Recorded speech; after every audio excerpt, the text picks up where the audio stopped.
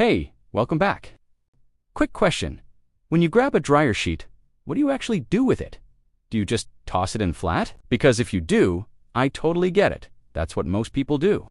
But today, I'm going to show you why how you use your dryer sheet makes a surprisingly big difference.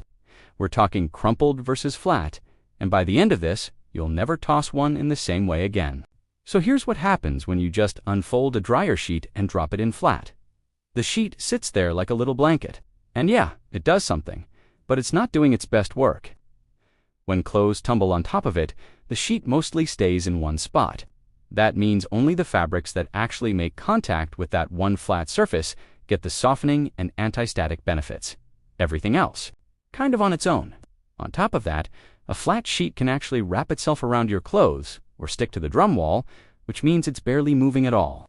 No movement means less fragrance distribution, less static control, and honestly, kind of a waste of a good dryer sheet.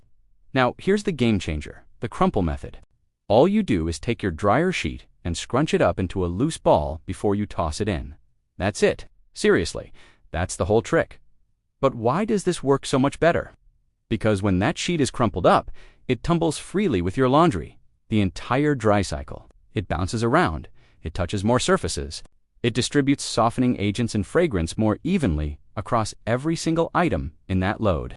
You get better coverage, more consistent softness, and stronger static protection, all from the exact same sheet.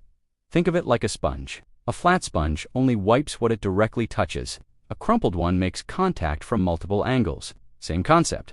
Let me break it down side by side so you can really see the difference.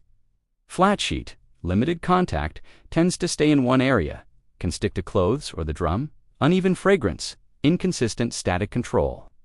Crumpled sheet tumbles freely, makes full contact with the load, even softener distribution, better fragrance spread, and way more effective static reduction.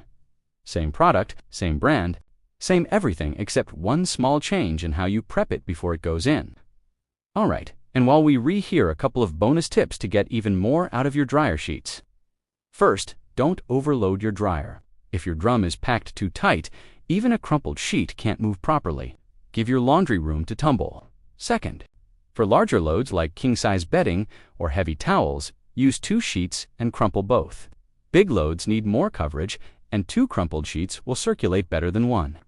Third, dryer sheets can be reused once for a lighter load, like delegates or small loads before tossing them.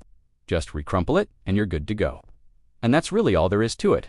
Such a tiny change, but your laundry will come out softer, smell better, and have way less static cling. Give it a try on your next load, and I promise you'll notice the difference. If this helped you out, go ahead and hit that like button. It actually helps this video reach more people who are out here tossing flat dryer sheets and wondering why their socks are still sticking together. Subscribe if you want more simple tips like this, and I'll see you in the next one.